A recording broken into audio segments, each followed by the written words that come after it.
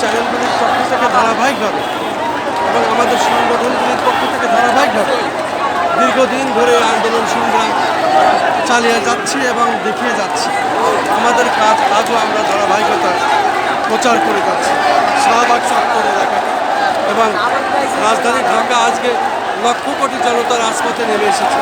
আমি দেখতে পাচ্ছি আজকে লক্ষ কোটি জনতা রাজপথে নেমে এসেছে।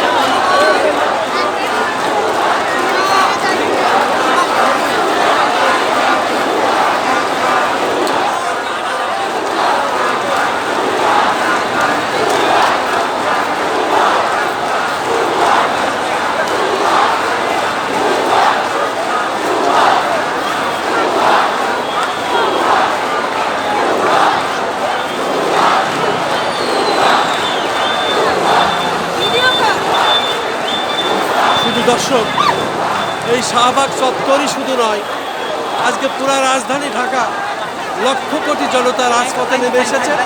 তারা মুহুর্মুহুর স্লোগান দিচ্ছে এবং রাজপথ প্রকম্পিত করছে। রাজপথকে তারা আজকে আনন্দের ফোয়ারা বয়ে নিয়ে যাচ্ছে। আসলে ছাত্ররাই যে এদেশের মূল চালিকা শক্তি এবার আর একবার প্রমাণ হলো।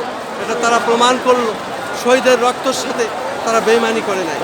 তাদেরকে নির্যাতন করা হয়েছে, ডিবি হেফাজতে নেওয়া হয়েছে, পুলিশ হেফাজতে নেওয়া হয়েছে, শেষমেশ সেনাবাহিনী তাদের নিষেধ করেছিল। এরপরেও তারা আজকে সেনাবাহিনীর ব্যারিকেড অতিক্রম করে তারা রাজপথে নেমে এসেছে এবং তাদের আজকেই প্রমাণ করলো যে এদেশের মূল চালিকা শক্তি এদেশের ছাত্র সমাজ, এবং সেটা প্রমাণ হলো আর একবার।